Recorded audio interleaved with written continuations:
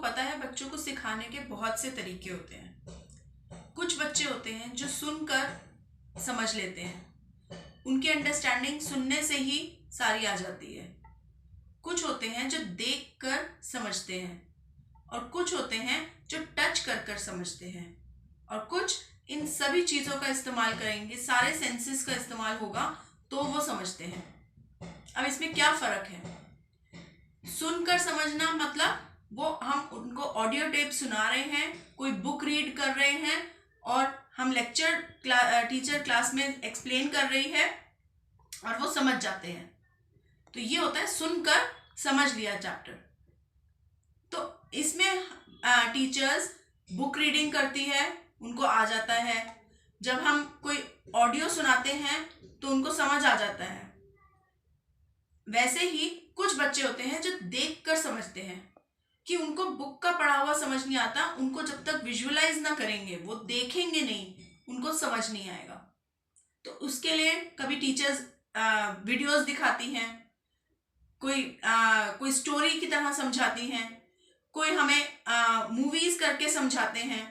हमें हिस्ट्री के चैप्टर्स आजकल मूवीज आती हैं तो हमें तब वो ज़्यादा क्लियर होता है।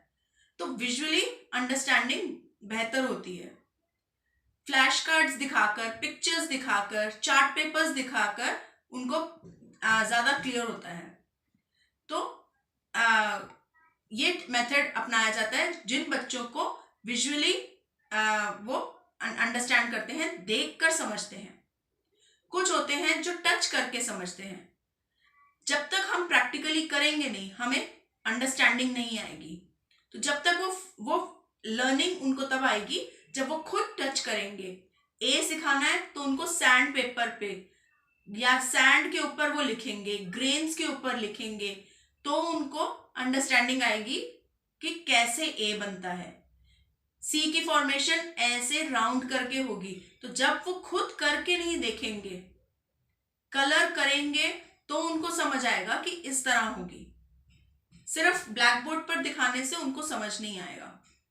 तो किसी को टच करके आता है। फिर होता है कि जिनको सब मेथड्स अपनाने हो, यानी कि मल्टी सेंसरी टेक्निक्स। इसके अंदर बच्चों को हर तरह की टेक्निक को की तरह से समझाया जाता है। सुनकर भी समझाया जाता है, दिखाकर भी समझाया जाता है, टच करके भी सिखाया जाता है और इस तरह से वो समझते हैं। जब सभी मेथड्स का इस्तेमाल हो, वो मल्टी सेंसरी टेक्निक्स हैं।